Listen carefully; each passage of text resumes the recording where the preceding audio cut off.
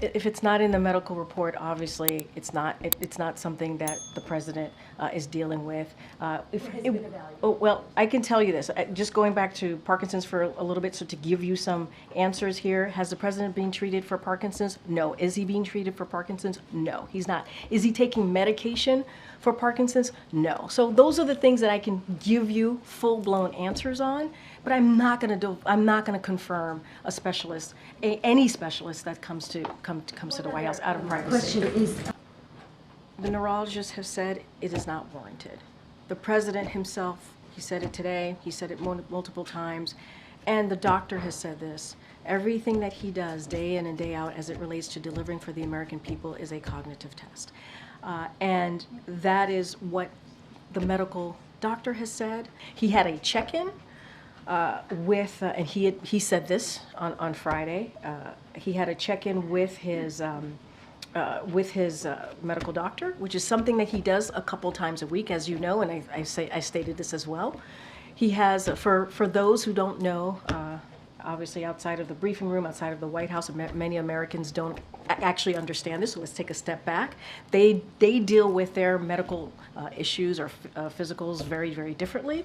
They are very, they are lucky if they get to see their doctor once or twice a year, right? They have to get in a car, they have to either take public transportation in order to make that happen. The president's medical unit is literally down on the other side of the colonnade, is just down the steps from the residence, and so a couple times a week he does a check-in, a verbal check-in with his doctor while he's exercising. That is something that happens often.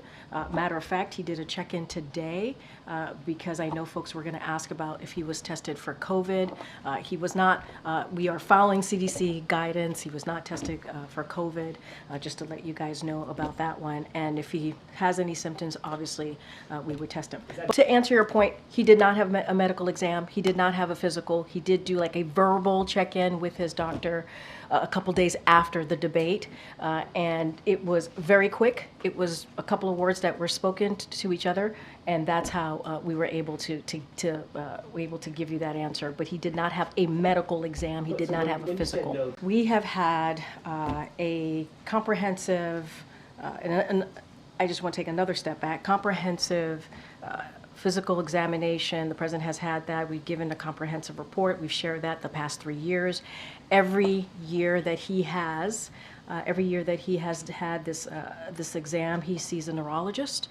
And just to give you a quote from that, from the report most recently in February, an extremely detailed neurological exam was again reassuring in that there were no findings which would be consistent with any cerebellar or other central neurological disorder such as a stroke, multiple sclerosis, Parkinson's, or ascending lateral sclerosis, end quote. So that came directly from in February in that comprehensive report that was provided by the president's doctor to me, that I share with all of you. So anyone who is watching can certainly go to our website.